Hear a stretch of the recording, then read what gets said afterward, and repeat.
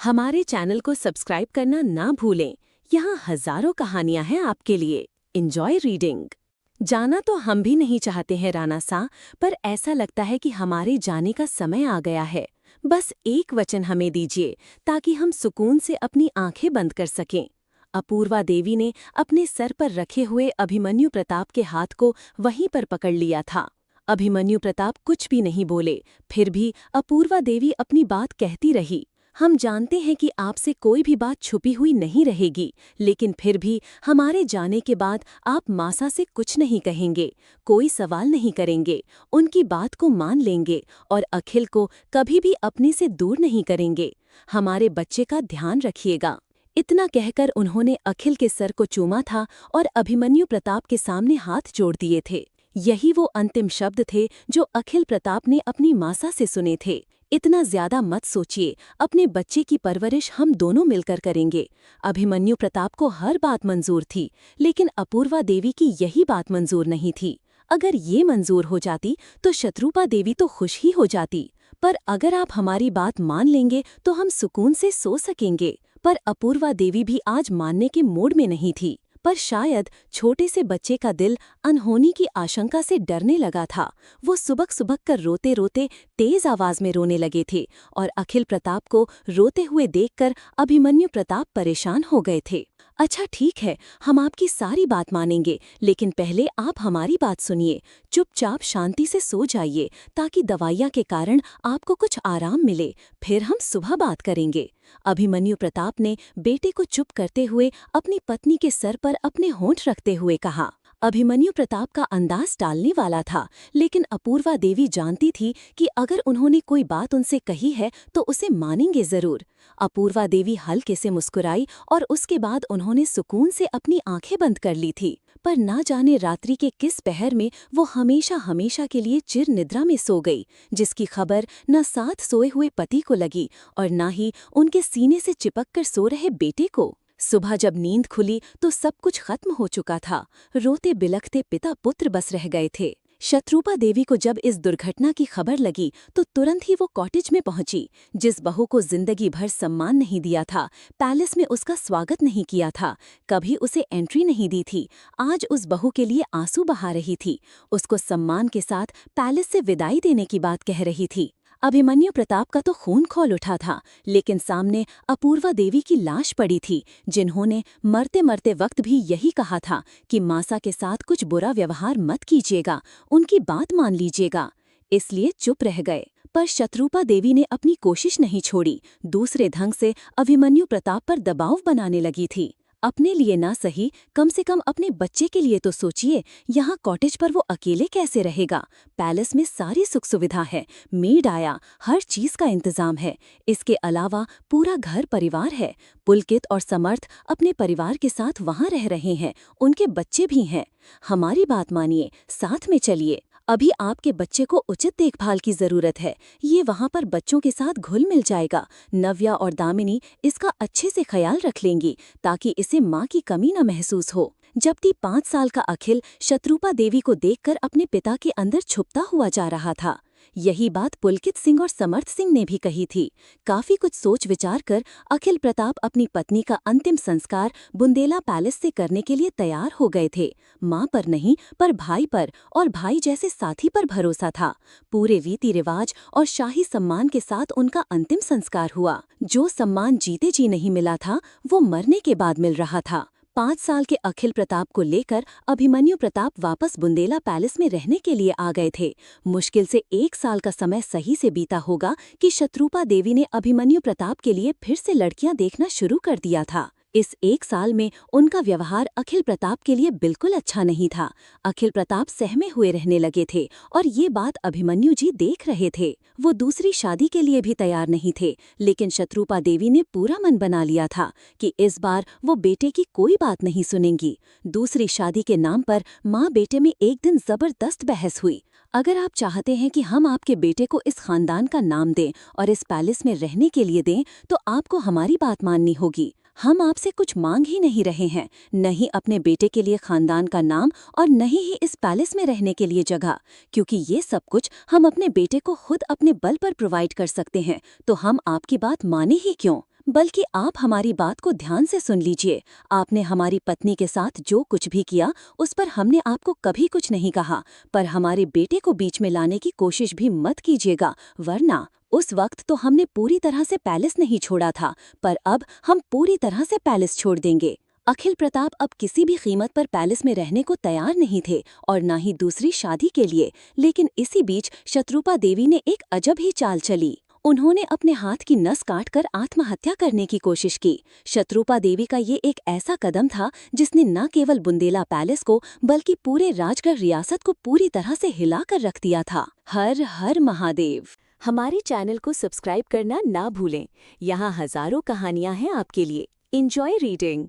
शत्रुपा देवी की आत्महत्या करने की कोशिश करना एक ऐसा कदम था जिसने सबको हिला कर रख दिया था। सबसे पहले तो अभिमन्यु प्रताप को तो बिल्कुल कुछ समझ में नहीं आया कि ऐसा आखिर हुआ क्यों। अपनी माँ सा से ऐसे कायरना हरकत की उम्मीद तो उन्हें बिल्कुल भी नहीं थी। हालांकि अभिमन्यु प्रताप बुंदेला ने पूरी कोशिश की थी कि ये खबर पैलेस से बाहर न जाए, पर पैलेस के अंदर रहने वाले लोग और खासकर नजदीकी रिश्तेदार, जो कि शत्रुपा देवी की बीमारी का सुनकर उन्हें देखने आए थे, अभिमन्यु प्रताप पर दूसरी तरफ से बनाना शुरू कर दिए थे। उन सब के अनुसार शत्रुपा देवी के हालात के जिम्मेदार अभिमन्यु थे। अगर वो आराम से अपनी माँ की बात मान जाते तो भला उनकी माँ की तबीयत क्यों खराब होती। अभिमन्यु प्रताप सबकी बातें सुनकर चिढ़ बैठे। अभी तुरंत उन्होंने अपनी पत्नी को खोया था और ऊपर से ये सब कुछ।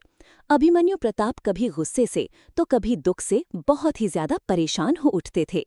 इसी बीच विक्रम की माँ सुगंधा देवी उनसे मिली थी। अपनी बीमारी के दौरान शत्रुपा देवी ने उन्हें बुलाया था। वो बार बार शत्रुपा देवी से मिलने के लिए पैलेस में भी आती थीं।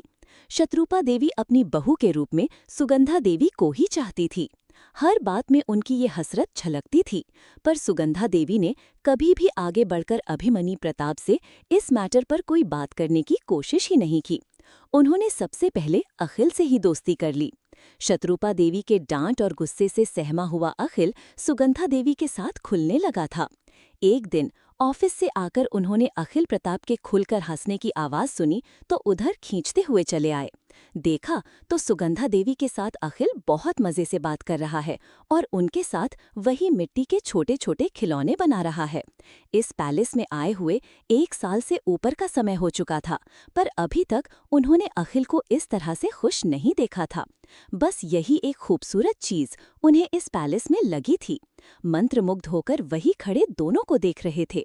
सुगंधा देवी ने जब अभिमन्यु प्रताप को देखा तो सिर्फ धीरे से हाथ छोड़कर वहां से बाहर निकल गई, पर अभिमन्यु प्रताप को सोचने के लिए बहुत कुछ छोड़ गई थी।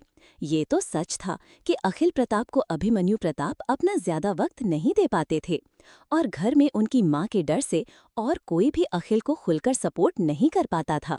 ऐसे में अखिल प्रताप बहुत अकेले हो गए थे और इसमें कोई शक नहीं था कि 6 साल के अखिल प्रताप को माँ की जरूरत थी।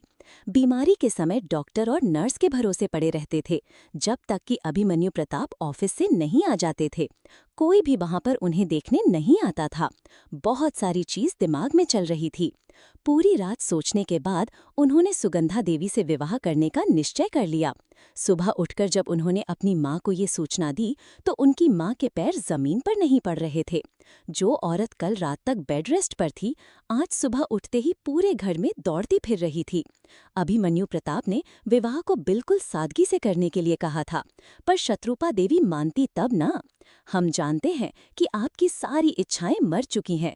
उस औरत के साथ आपने अपनी इच्छाओं का भी दाह संस्कार कर दिया है, परंतु जिस लड़की को आप अपनी पत्नी बनाकर इस पैलेस में लेकर आ रहे हैं वो एक जीवित स्त्री है। उसकी उनकी इच्छाएं अभी जीवित हैं। शत्रुपा देवी ने अपने तर्कों से उन्हें कायल करने की कोशिश की।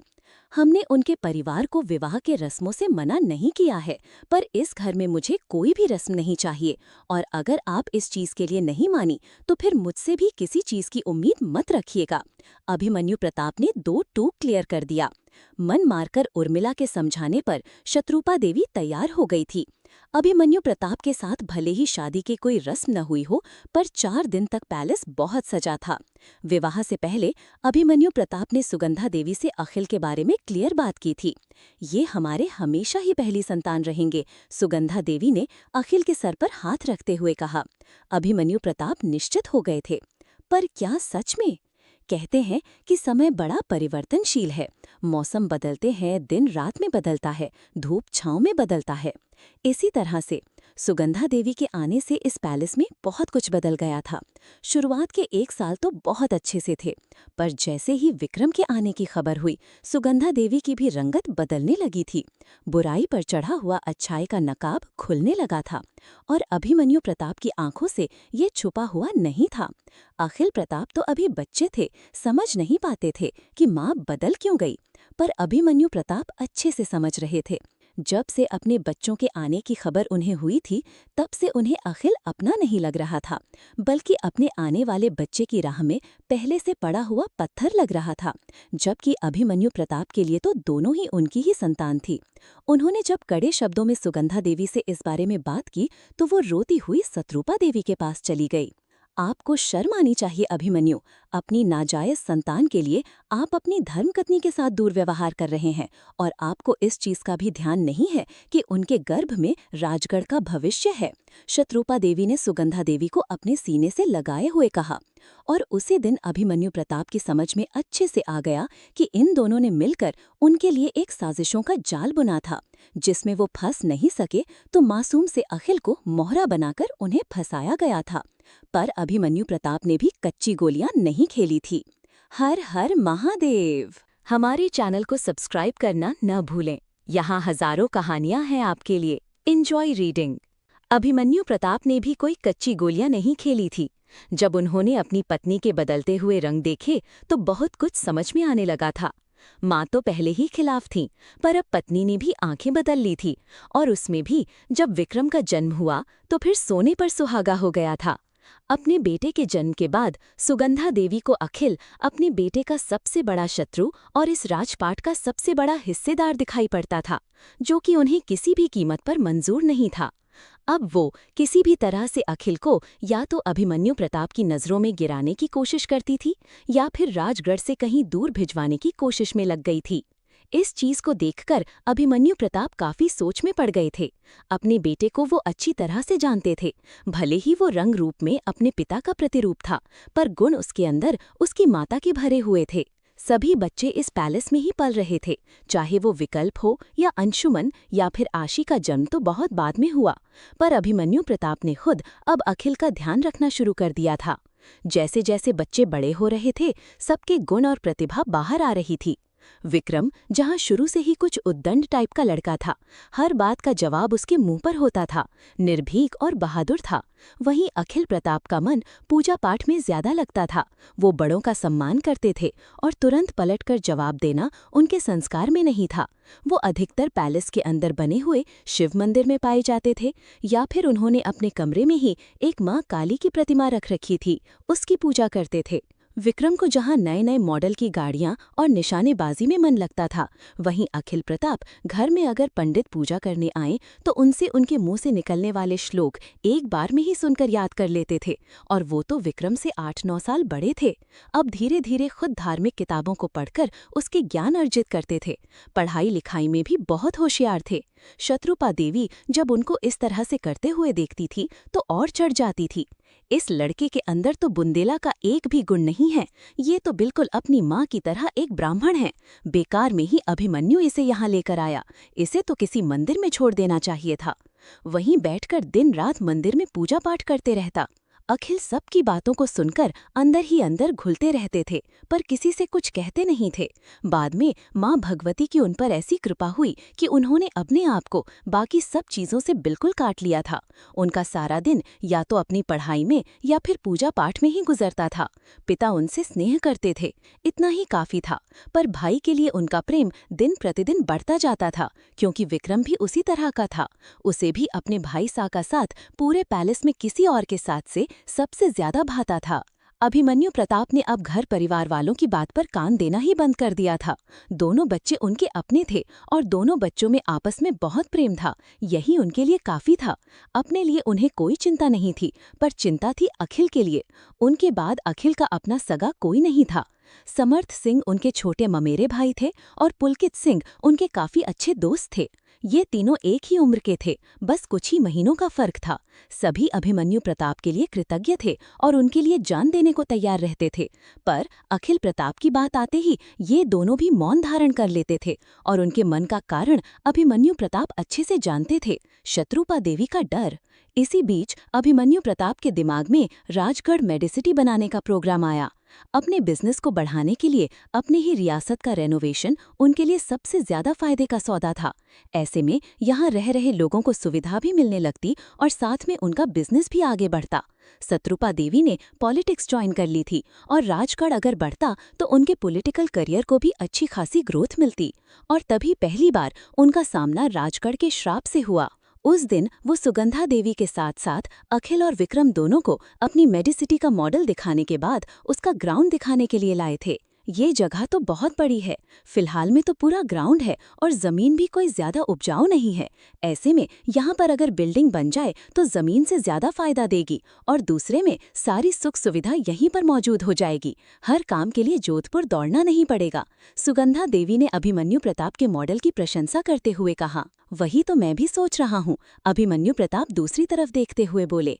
उनकी नजर अपने दोनों बच्चों पर लगी हुई थी, जो कि साथ साथ खेल रहे थे और दोनों ही बहुत खुश थे। सुगंधा देवी अखिल को साथ लाने के लिए तैयार नहीं हो रही थी, लेकिन अभिमन्यु प्रताप के सामने कुछ बोल नहीं पाती थी, वरना अभिमन्यु उन्हें भी लेकर नहीं आते। और दूसरे में विक्रम जब अखिल के पास चला गया तो उन्होंने एक राहत की सांस ली। कम से कम वो विक्रम को देख लेगा, वरना विक्रम की उद्दंडता और शैतानियां पूरे पैलेस को हिलाकर रखती थी।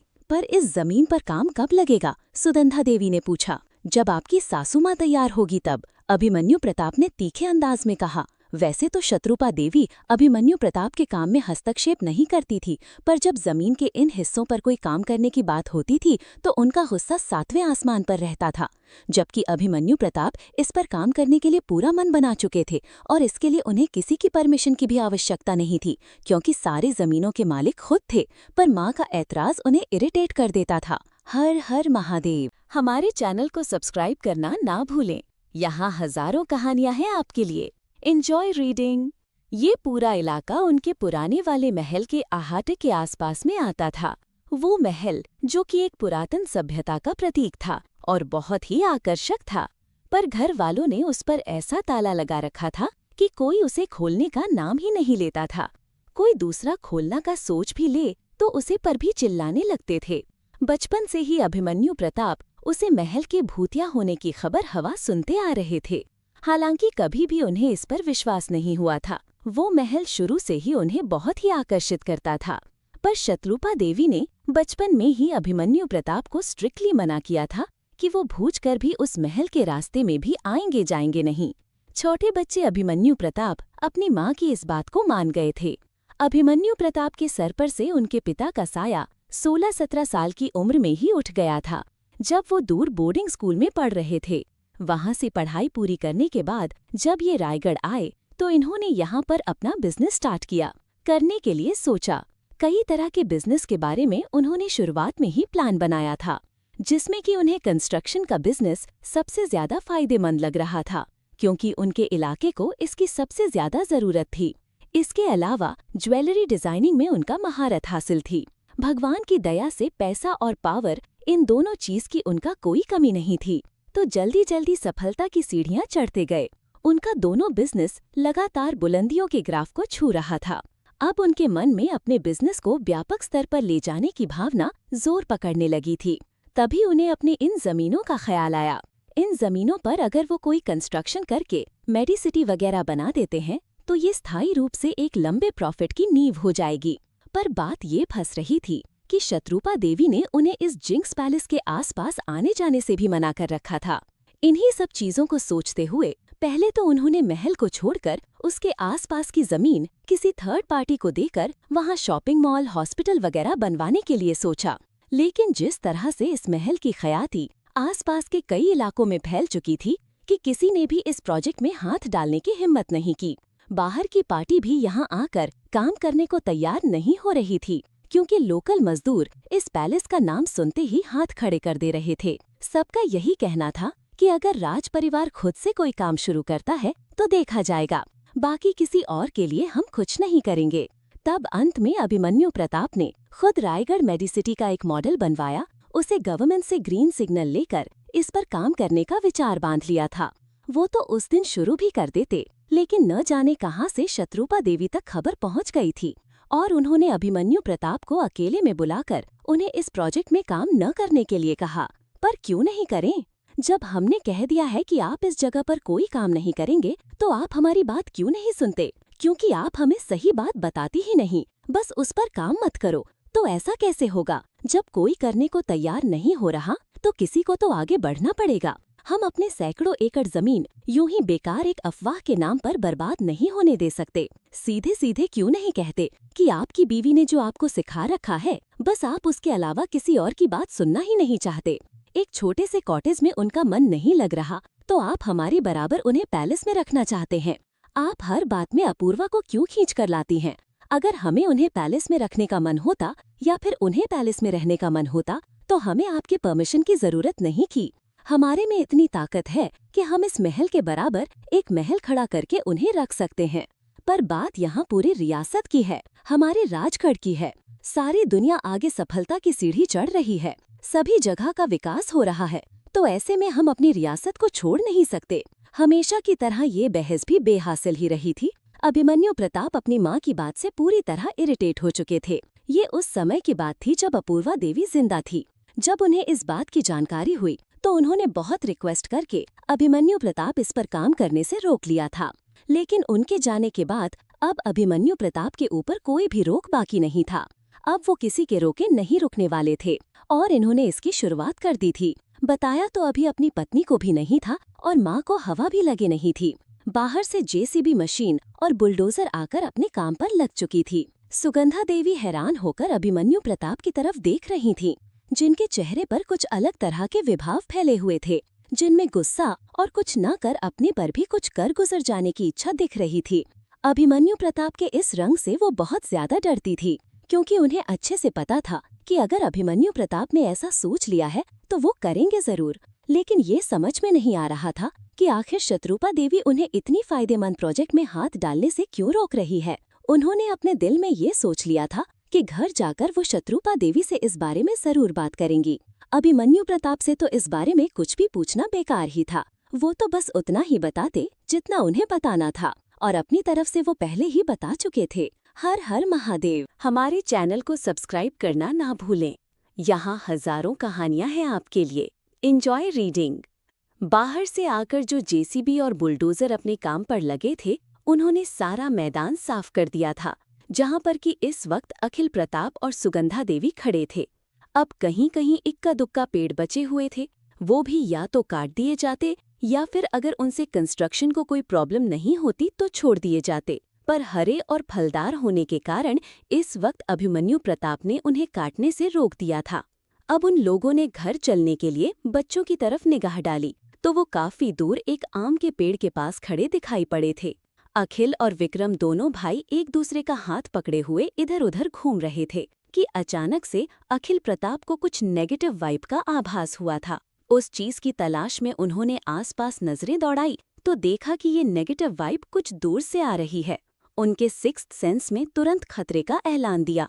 कुछ चीज गलत ना हो जाए इसलिए उन्होंने वापस अपने पेरेंट्स के पास जाने का मन बना लिया।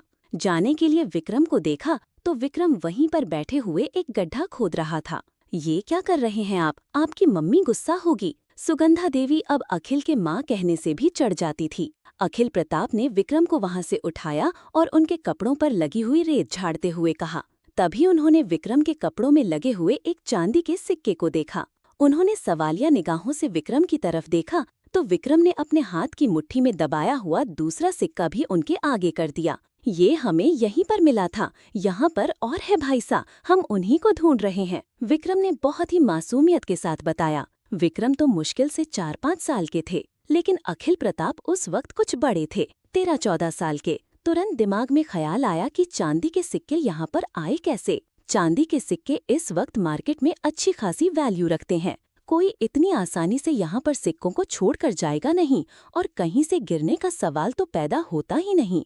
क्या ये उन लोगों को यहाँ पर फंसाने का कोई ट्रैप है? जरा दिखाइए तो हमें। उन्होंने हाथ बढ़ाकर सिक्के अपने हाथ में ले लिए। ये सिक्का जाने क्यों हाथ में लेते ही हाथ को जलाने लगा था।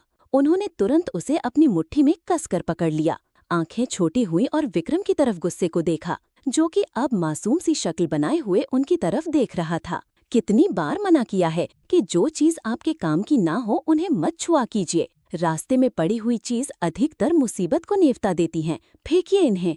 अखिल प्रताप ने तुरंत वो दोनों सिक्के उनके हाथ से लेकर उन्हें फेंकने के लिए हाथ बढ़ाया था। तभी अचानक से उन्हें किसी औरत की धुंधली आकृति दिखाई पड़ी, जो कि इन लोगों से मुश्किल से 20-25 फीट की दूरी पर थी। उसने बंजारन जैसे कपड़े पहन रखे थे और उसका चेहरा भी स्पष्ट दिखाई नहीं पड़ रहा था। शायद घूंघट में था या फिर उसने छुपा रखा था, पर जाने क्यों उस औरत को देखकर अखिल प्रताप को कुछ गलत होने का एहसास हो रहा था। उन्होंने दोनों सिक्के उस औरत के ऊपर फेंके और विक्रम का हाथ पकड़कर खींचते हुए उन्हें वापस अपने माता पिता के पास लेकर चल दिए। अरे भाई साहब, छोड़िए हमें, विक्रम चिल्ला रहे थे, लेकिन अखिल प्रताप ने ना उनकी चिल्लाहट पर ध्यान दिया और ना ही पीछे मुड़कर देखा। क्या हुआ मेरे राजकुमार को? सुगंधा देवी दौड़ते हुए आई। भाईसा ने, विक्रम ने मुंह बनाते हुए अभी कुछ कहने के लिए मुंह खोला ही था कि सुगंधा देवी का हाथ अखिल के ऊपर उठ गया था, पर वो भी अखिल के ऊपर पड़ता उसके पहले ही अभिमन्यु प्रताप ने उनका हाथ पकड़ लिया था। ये क्या कर रही हैं? आपने देखा नहीं इन्होंने हमारे बच्चे को कितनी बुरी तरह से मारा है। ये रो रहे हैं, ये तो हमें दिख रहा है, पर ये नहीं दिख रहा कि अखिल प्रताप ने विक्रम प्रताप को मारा है, और वो भी बुरी तरह से मारा है, क्योंकि हमें तो कहीं भी चोट का निशान नहीं दिख रहा। अभिमन्यु प्रताप ने उनकी बात को करेक्ट करते हुए कहा और फिर अखिल की तरफ देखा, जो कि सर झुकाए हुए वहीं पर खड़े थे। क्या आपने अपने छोटे भाई को मारा है? अभिमन्यु प्रताप ने कुछ कड़ी आवाज में पूछा। अखिल प्रताप ने इनकार में सर हिला दिया। ये क्या बोलेंगे? ये सच कहाँ बोलते हैं, ये झूठ बोल रहे हैं। अगर इन्होंने मारा नहीं होता तो विक्रम रोए ही क्यों? हम अपने बच्चे को अच्छी तरह से जानते हैं, हमारा बच्चा बेवजह नहीं रोता। सुगंधा देवी तेजी से बोली। आप बीच में मत बोलिए, हम भी अपने बच्चों को अच्छी तरह से जानते हैं कि कौन कितने लायक है। एक कड़ी निगाह सुगंधा देवी पर डालकर अभिमन्यु प्रताप विक्रम की तरफ मुड़े। विक्रम प्रताप सिंह बुंदेला, क्या आपको आपके भाईसा ने मारा है? इतनी लंबी चौड़ी बात में अभिमन्यु प्रताप के पूछने से विक्रम डर गए थे, लेकिन फिर भी उन्होंने इनकार में सर हिला दिया। ना, तो फिर आप रो क्यों रहे थे? अभिमन्यु प्रताप ने इस बार कुछ नरमी से पूछा। भाईसा ने हमारे पैसे ले लिए और उन्हें फेंक दिया। हमने उन्हें बड़ी मेहनत से इकट्ठा किया था, अपनी टूटी फूटी जबान में विक्रम ने बताया। पैसे ले लिए? आपके पास पैसे कहाँ से आए? अभिमन्यु प्रताप ने कुछ अचरज से पूछा। अब तो विक्रम प्रताप कुछ बोल ही नहीं पा रहे थे। क्या बताते पिता को कि जमीन खोद कर पैसे निकाल रहे थे, पर अभिमन्यु प्रताप के दिमाग में कुछ दूसरी ही बात घूम गई थी। हर हर महादेव।